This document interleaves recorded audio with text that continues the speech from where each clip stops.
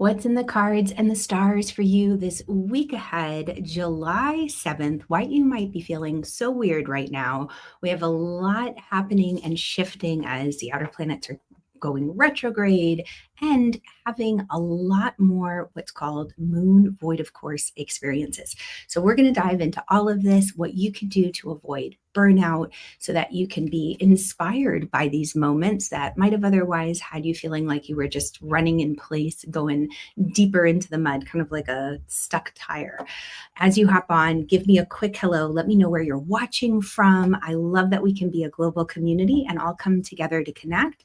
And placing your hand on your heart, let's take a moment to tune in to the message that you need to hear that's going to help.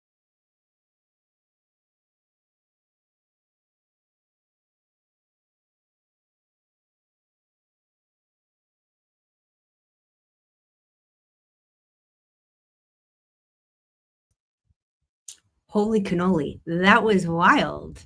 The energy is big today. I just got kicked out. Hello, Julie. Hello, Chrissy. So glad you're here with us live. There's a full moon in Capricorn. Mercury's getting ready to go retrograde in about a week and a half, and we're already in the shadow of it. So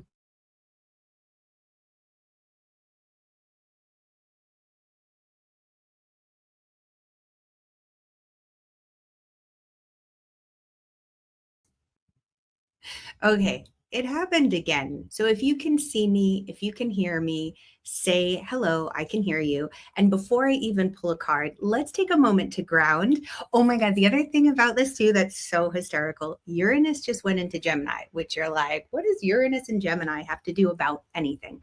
Well, Uranus is the planet of electricity. It's a planet of chaos, spontaneity.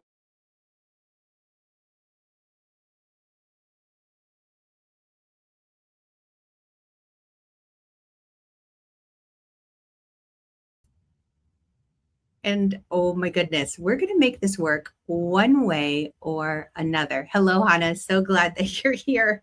Let's say fingers crossed. We're going to ground.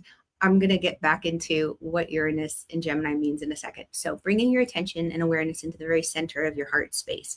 Take a moment to recognize and validate your energy because things are going to be very electric and chaotic right now. We're in for a bit of a wild ride. And it's important you know how to stay grounded so you don't get burned out or fried. Imagine a beautiful golden column of light that runs through the very core of your body, from the center of the cosmos all the way down through the crown, the throat, the heart, the upper belly, lower belly, through pelvic floor, all the way between the legs, through six.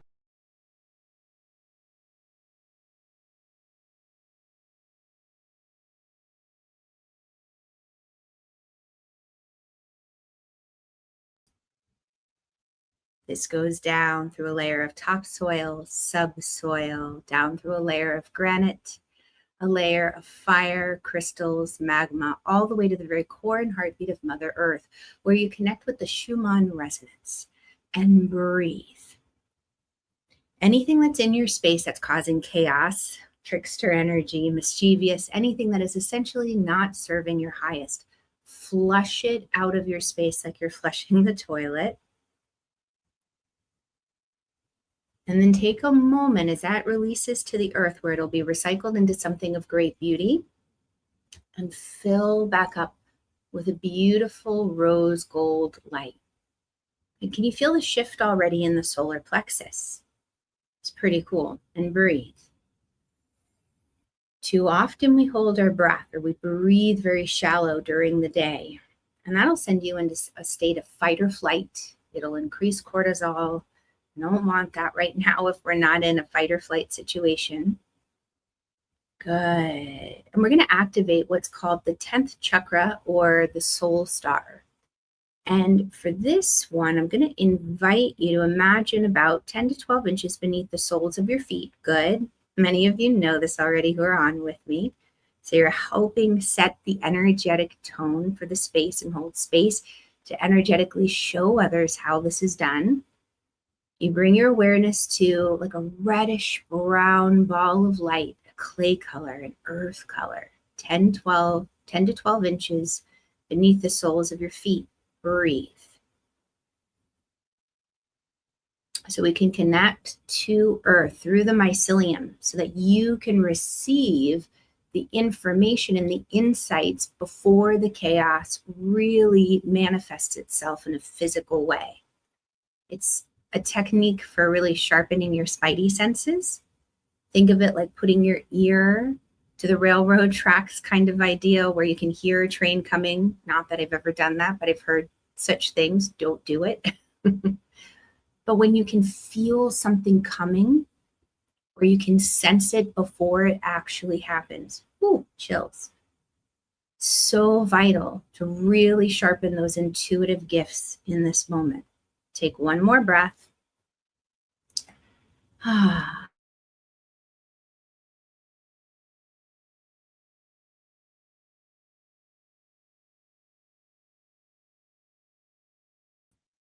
You can slowly open your eyes.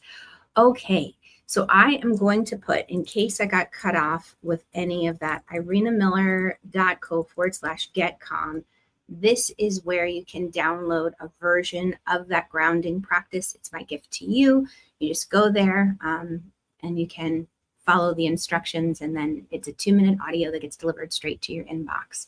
I love this. This is my most requested practice, and it helps. And you're going to need to be grounded, because think of an electrical storm. If you're outside, you want to be grounded. You don't want to be near things that are attracting the lightning. And Uranus is lightning, it's electricity. And he just moved into the sign of Gemini, where he hasn't been for 84 years. Yes, you heard correctly, 84 years. 8-4. Not since 1941, June of 1941. And before that, Uranus wasn't in Gemini since like the American Revolution and beyond that. It can be times of chaos, a lot of change. So in order to not get swept up in the fear of the unknown or chaos, or sometimes just spontaneity, it's important to be grounded. Otherwise, we're going to end up burned out, running back and forth all over the place. Holy cannoli, let me see.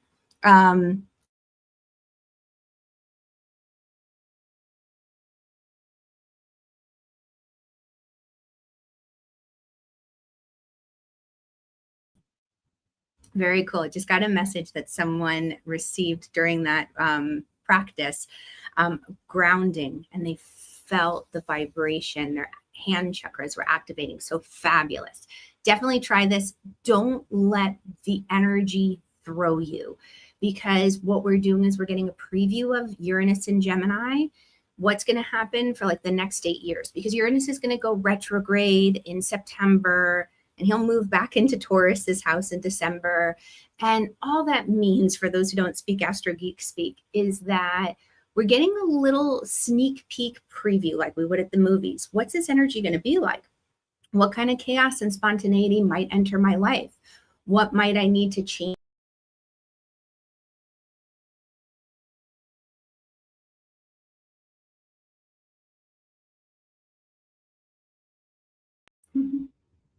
What I might need to change or adapt in order to make things work better.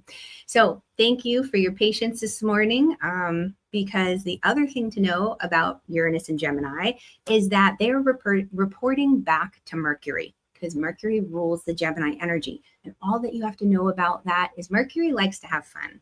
Mercury is a little bit of a trickster. I always think of Loki from one of the universes. I don't know. I don't follow it closely enough. Is that Marvel? But the Loki character that likes to have a little bit of fun, be a little bit mischievous and playfulness. But Mercury is the messenger, and Mercury is the only god, so to speak, that can move between the world, the living world and the world ruled by Hades. He is the messenger. And so, or they are the messenger, a very neutral kind of energy that they represent.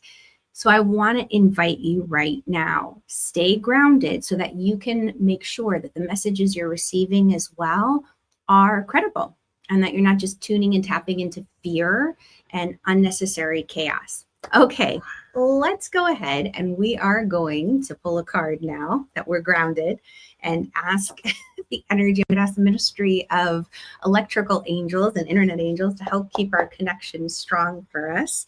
I'm tuned to the angels.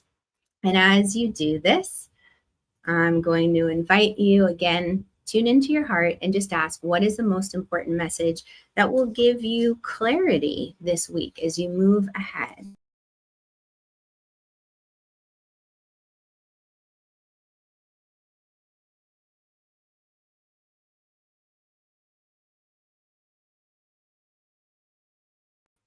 And the thing that I love about the Magician card is that this is basically saying you have all the tools you need right at hand for success.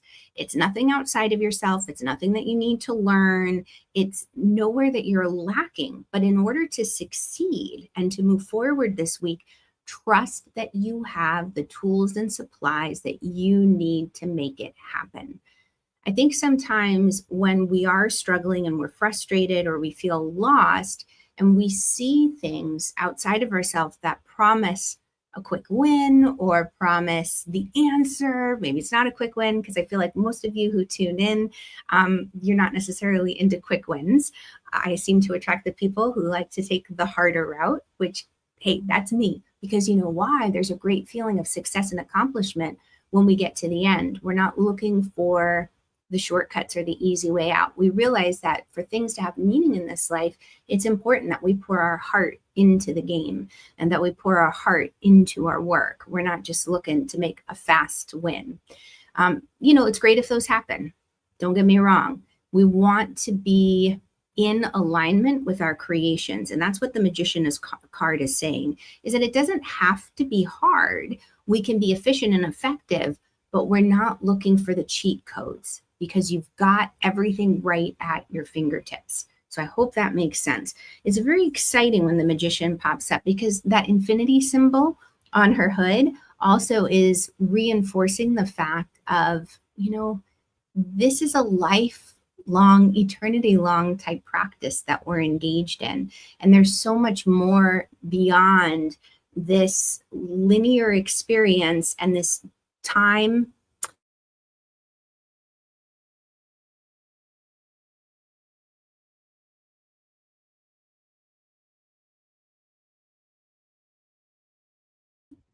Okay, so the overarching energy of the week ahead, we are building towards a full moon on Thursday, full moon in Capricorn. So, my Moon Club members, we have a great moon ceremony this Thursday. And if you don't know about Moon Club yet, holy cannoli, where have you been? I obviously haven't been doing a good enough job talking about it. irenamiller.co/club. We are going to be doing a full moon ceremony in there to tap into the energy of Capricorn moon.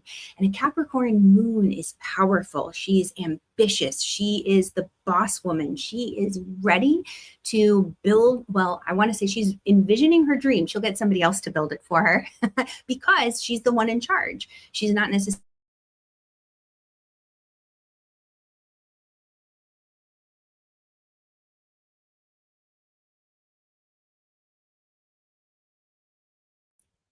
I love that the Magician card came up because that is really showcasing that Capricorn boss woman energy. She's standing in her power. I know what I want. I know what it's going to take to get there. And she has the drive and ambition to do it. Capricorn is connected with the symbol of the mountain goat. And mountain goats are tenacious. Have you seen the places where they can get? I love those images of like the goats in trees. And you're like, how did you get on that teeny tiny branch? What in the world? So irenamiller.co/club, we are going to be going deep into the sacred practices to tune into that energy of Capricorn moon and how to make the most of it. And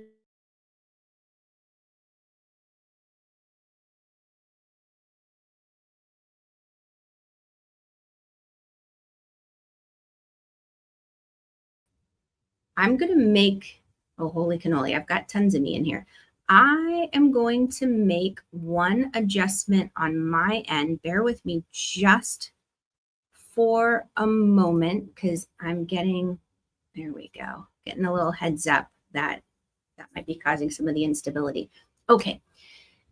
The overarching energy of this week ahead, we are building towards the full moon. And as you're building towards the full moon, it might be tougher to sleep. You might feel a little anxious. You might be full of ideas. You might be a little restless. And some of that is just naturally we have more moonlight or light in general in the evening. We don't have those dark nights to slumber in.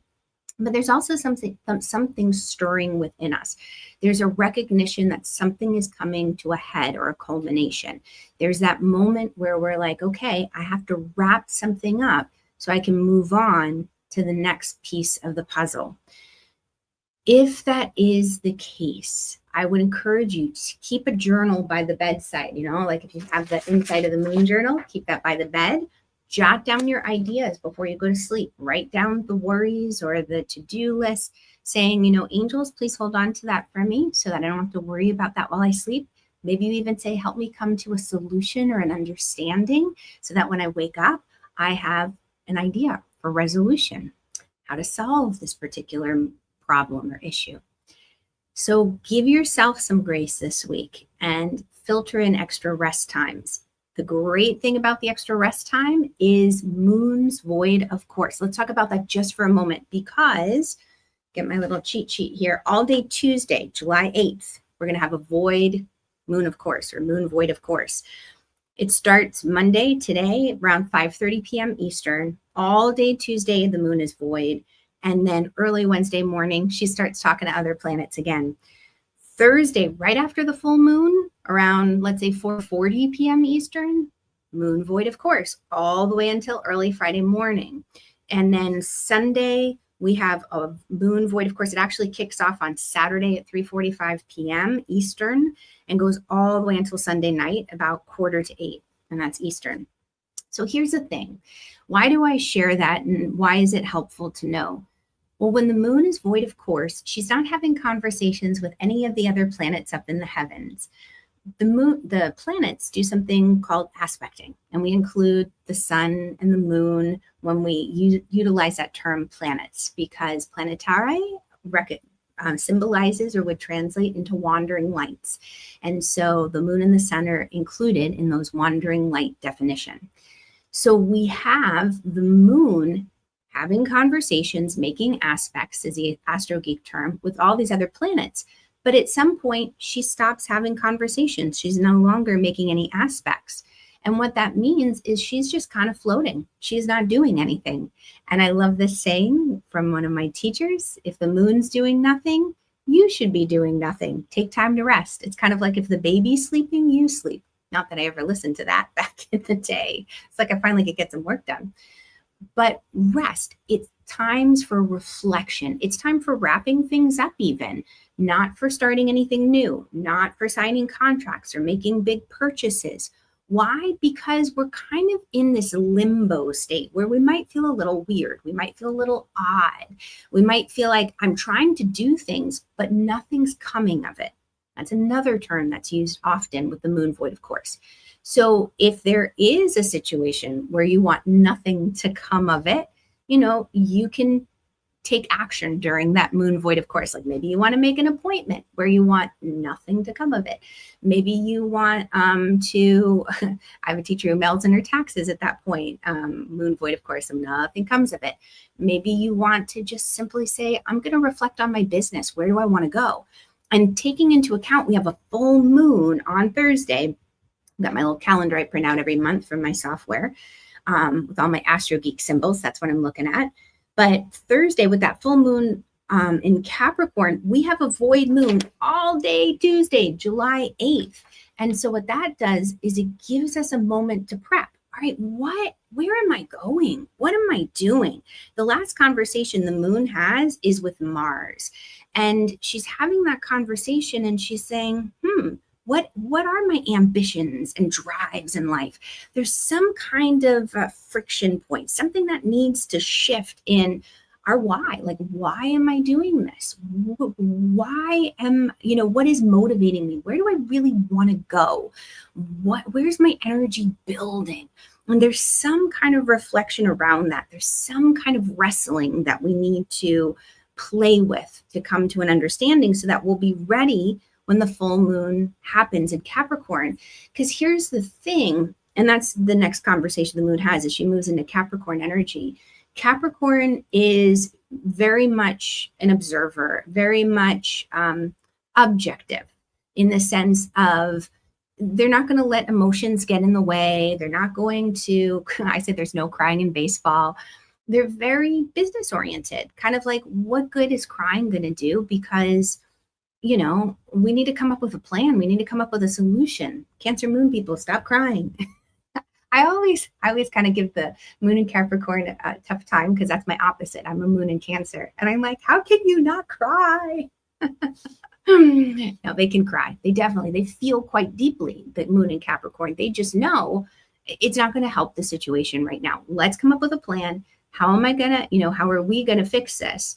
They are leaders. They have drive. They are ruled by Saturn. So they are very responsible and very proper. They're not going to just get all, down and dirty, messy snot cry in front of everybody else. They'll keep that for later on at another time. Whereas the Cancer moon will be like, wah, we can do a nice messy cry. Okay. So with that being said, right after the moon goes full, we have another void of course moon. So it's another time for reflection. You're like, oh, okay, wow, this has come to a head. I've got to let this go. I've got to close this chapter. And if I release this, where do I go next? What am I doing? What's my big picture? That's Capricorn energy. And then Sunday, we have another moon void of course. And that's right after, hold on. Dun, dun, dun, dun, dun. Saturn goes retrograde on Sunday. Holy cannoli. I forgot to mention that earlier. That's what caught my eye. Now get a load of this. Saturn, who rules Capricorn, she's going retrograde. Oh my God, I get chills. Thank you, angels. Making some connections right now. When Saturn is direct, it's kind of like we have a mentor or a guide watching over our shoulders saying, hey, you want to make sure you do ABCXYZ. Think of it like training on the job. You start a new job and you get a certain amount of education and guidance in the beginning. Like, here's what you need to do. Here's what to expect. You have questions, come to me right away. And then there comes a point where you're left all on your own and you have to kind of figure it out. It's kind of like you've been kicked out of the nest. Now you figure it out. Well, what ends up happening is it's kind of like the parents go away on vacation. Sometimes I see Saturn in retrograde like that. So this week with all those moon void of courses, what it's doing is it's helping you say, all right, let's talk with our mentor, so to speak, your angels, your guides, check in with you, the physical human experts in your world, maybe a little bit. But remember, you have, good, I still have it. You have all the tools you need. You have a level of expertise. You're getting ready to be set out on your own. And when Saturn goes retrograde on Sunday, it's basically saying, okay, now it's your turn to be in charge. Like, you're not going to have that mentor watching over you saying, oh, did you remember to dot your I's and cross your T's? And in my rush, I realized I misspelled something on the thumbnail and I'm like, oh, stupid mistake. I'm so frustrated. I'll change it later. So anybody who watches the replay, it'll be changed. But it's annoying. It's like, oh, I was just moving too fast. And when Saturn goes retrograde, it's kind of like it gets a little quiet, in the sense of we're not going to have those mentors, whether they're physical or subtle, saying, psst, we still have connection to our angels and friends in high places. Don't get me wrong. But it's saying, okay, you've done the training. Now go out there, be on your own. And then about half hour after that, the moon goes void of course again. Lots of void of course moons because the outer planets are starting over in early degrees of new zodiac signs. So that's Astro Geek speak. That might be a little beyond our conversation right now. But hey, and that's another thing too. If you ever want a personal reading, I do offer them currently. I have a few open for July. I think I still have a couple left. irenamiller.co/stars. And you can sign up for a personal reading with me if you want to know how this is affecting you specifically, because, it can be hard. When Uranus is making these big changes, like, is it going to be changing relationships for you? Are things going to be getting crazy and chaotic there? Is it going to be happening with work? Is it going to be happening with your health and fitness routines? Is it something that's happening with resources and finances? It all depends on where he's going to be moving through your chart. Okay, let's break down this week day by day. And first off, Monday, moon kicks off in Sagittarius. Now, with this moon in Sagittarius, know that a Sagittarian moon wants freedom. They need play, they need fun in the sense of, I think of the black stallion. Let me out, let me just run, let me explore. And they love to feel that wind in their hair. So if you need to kind of go on a little adventure, whether it's an armchair adventure, you're reading a book or watching a movie, give yourself that time and freedom and space to just feel the wind in your hair, to go on that adventure. I'm going to ask, how can you make the most of it? Oh, we get 2 cards. Oh, this is cool. So something is ending. We're getting ready for a new chapter, the Death and Rebirth card. I love this card because it says, okay, something really is coming to a close. Now, what's coming to a close? Well, it's going to be different for each of us. And if we do look at our natal charts, what the stars were doing on the day we were born, we can get some clues. And we can say, oh, okay, I see Pluto's transiting this house for you. Uranus is going through here. This is what the moon's doing. We get some extra insight. 7 of Wands came up as well, and that's saying you don't have to explain yourself or defend yourself anymore. She's strong in her core. Look at that solar plexus, all that bright, strong, beautiful golden light. She's like, you can poke at me and prod at me and try to knock me off my hill, but I know who I am. I know why I do what I do. I'll never forget, I had someone come to me for a reading, and I bring a different perspective to the way that I do readings, that I do spiritual practices, because I come from a very spiritual and ecumenical and Christian background. And I've spent a lot of time in contemplation and connection with God, with universe, coming to an understanding so that the practices I share with you, which I take very seriously, even though I present them in a playful manner, there's a great responsibility that comes with this line of work. And I would never, ever, ever, ever want to lead anyone astray down the wrong path. And that is of vital importance to me. This is soul level work. This is not something that anybody should take lightly or mess around with. Yes, we should be playful, and yes, we should have fun doing it, but it's serious work. Hello, Capricorn coming in. Saturn and Capricorn making their appearance. Responsibility. The seriousness, that's all Capricorn Saturn influence. And I had someone that came to me who had been part of a very deep rooted faith in a non-denominational Christian church. And she wanted a reading, but at the same time, she was mad at God and had experienced one of the most horrendous tragedies in her life. And it made complete sense. But her faith basically was against everything that I do and I practice. But in her anger, she wanted to come to me for a reading. Like, all right, God has abandoned me. I will go to Irina and I will get my insights and information and connect with the other side. Well, you know what? I take that very seriously. And I was able to stand in my core and know, like, listen, the work that I do sits well with my soul. You have to come to your understanding and peace with God, universe, and I can be immediate, like I can assist, I can be a guide. I can help with the translation. I can help with the healing and the self-connection process. I can't do the work for you. I can't make the decisions for you. You have free will, but you can't just simply be angry and go against everything you've believed in the past and then get angry at me later after you do the reading and you realize, wait a second, that was against my beliefs. It is important that we do the work so that we know what we do sits well with our soul. We're confident. And I'm confident in what I share with you. I'm constantly learning. I'm constantly reevaluating. I have my checks and balances with my mentors to make sure that what I'm sharing with you is of the utmost and highest quality and the latest and greatest practices that I can find, because these sacred practices do shift because we change and evolve as spiritual beings having this human experience. The practices that worked 20, 30, 40, 100 years ago, they may not work in the same way. We're different as a species.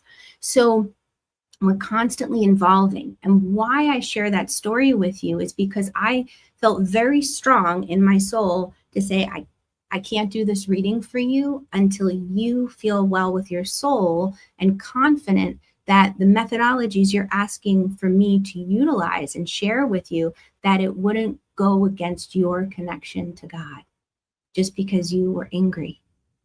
I know that what I do, I feel very strongly about. And what I do is I just translate the messages. We translate the messages, whatever tools we're using, whether we're using cards or pendulums or crystals or the stars. It's just to help us strengthen our communication with God. Maybe we go through angels, maybe we go through saints, but essentially we're connecting with God universe. And so thanks for letting me be on my soapbox here a little bit, but just so you know, this is important to know where your teachers come from. And because it informs you on how they're teaching and what they're sharing with you. All right, if there's ever questions about that, just drop them in the comments and I can always go deeper and we can do that in a different video. All right, Tuesday, moon is still in Sagittarius, but this is where we have that void moon. So I'm going to encourage you, Sagittarius, take yourself on that adventure, the what if game. Like, what if? What if I did this? What if I did that? Think of Indiana Jones with a Sagittarian energy. And what are the things that your heart and soul are being called to explore and long for? So journaling is great that day, but also kind of just getting lost in the adventure. Choose your own adventure kind of thing. What's most important that you need to know? It is a very creative day and it can be confusing. So we can feel weird. We can feel burned out if we're trying to do all the things and nothing is working. We're not supposed to be doing deep, focused work. We're not being encouraged to try to build new things or wrap new things up. We're trying to simply enjoy the inspiration and creativity of so many different options and possibilities. It's a dreaming day. It's a what if day. What if? I wonder. Okay, so then we move into Wednesday's energy. And Wednesday, the moon moves into Capricorn, and she does that really early. So Capricorn moon, there's no crying in baseball. She's very serious.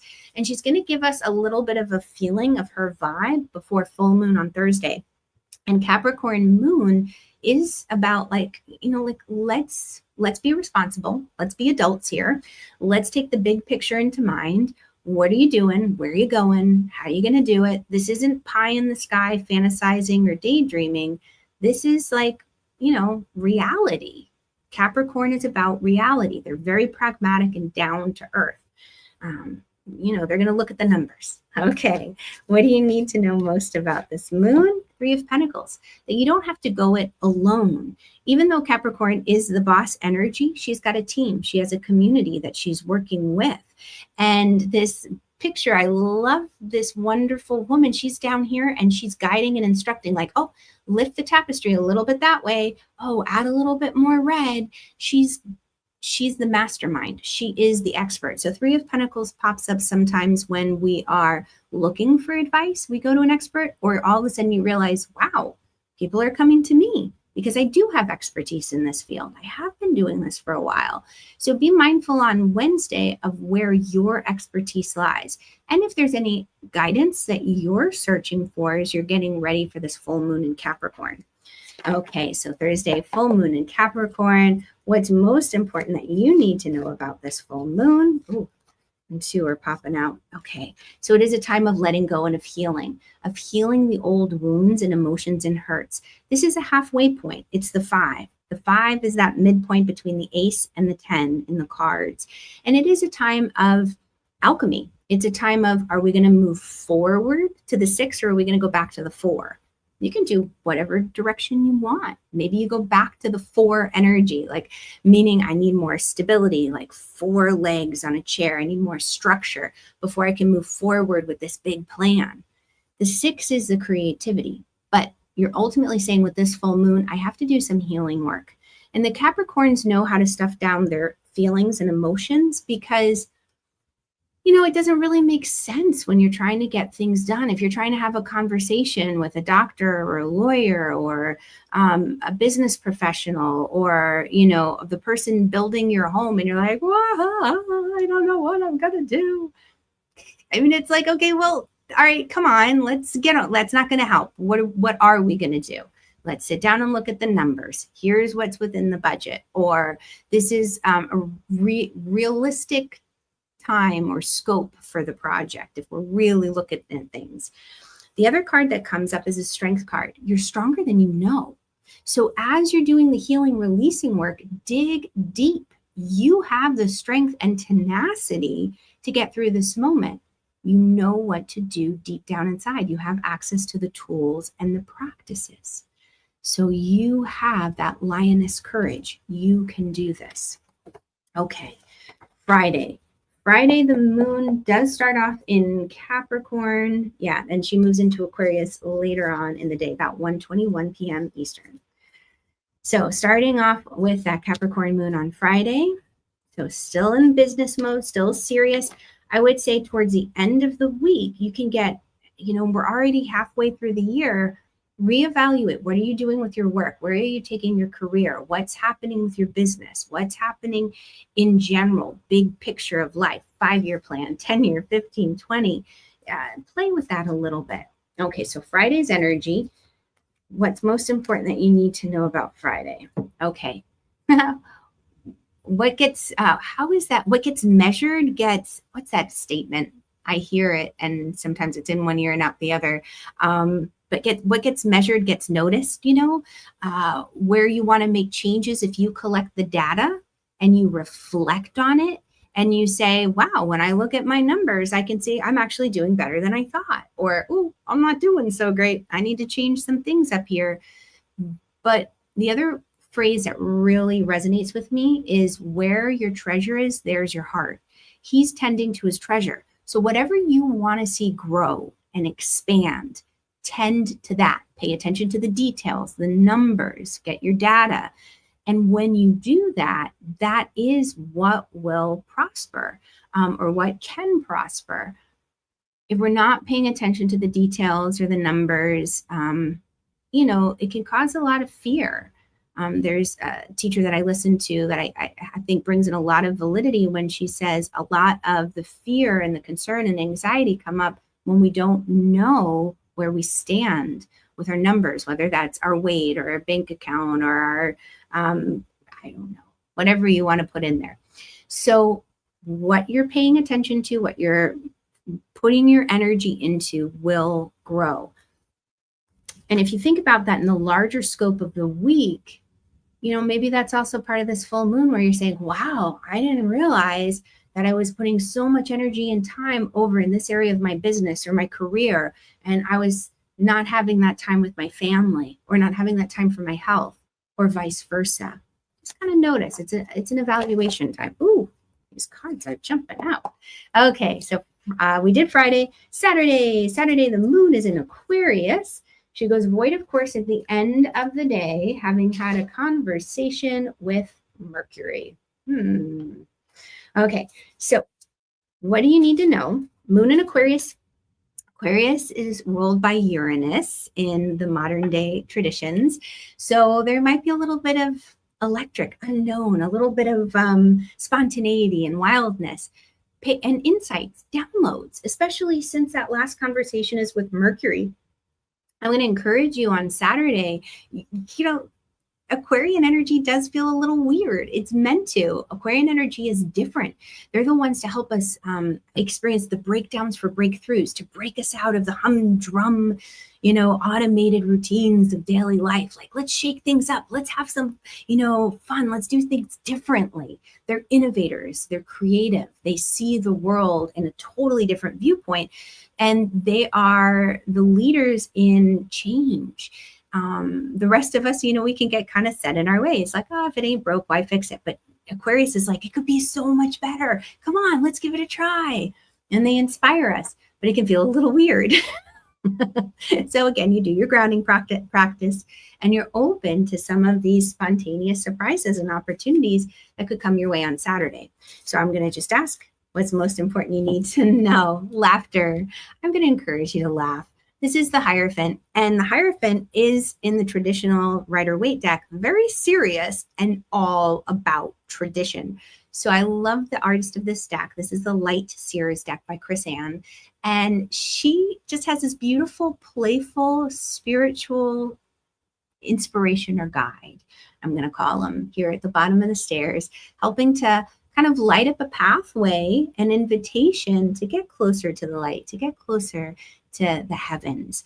And so with this, the traditional card is very Saturnian in like, this is the way it's always been done, this is tradition, but very fitting that with an Aquarian moon, this version of the Hierophant comes up, which is saying, yes, there are traditions, there are things that we can respect. Yes, there's rules, but that doesn't mean they need to box us in or clamp down our creativity. So look at the confines, the boundaries, the strictures or structures, and find the creativity within it. I'll never forget freshman year in high school, I had this English teacher who was like, okay, write like a 1,000-word essay all about yourself, and you're not allowed to use the word I or like my or me.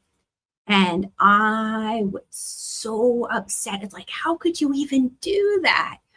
And it was a wonderful exercise because we all found a way. I think back to it, and it's one of those practices that really touched my heart. So you can run up against a rule like that just seems completely idiotic. And you're like, how can I write a 1,000-word essay about myself without using I? Of course we can. Of course we can. We're going to get innovative and creative about it and do things a little quirky and a little different. Very, very excited. Okay, or exciting, I should say.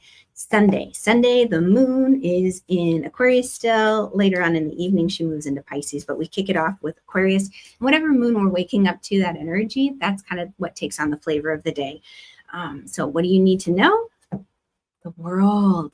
So again, it's about cycles. The world can be seen as a card of fortune and good luck, but it's also a cyclical card. And it's also saying there's something bigger going on that's faded, that's outside of our hands. So there are times where we feel like we're on top of the world and times where we feel like, whoa, I don't feel so great. This is just saying recognize the cycles.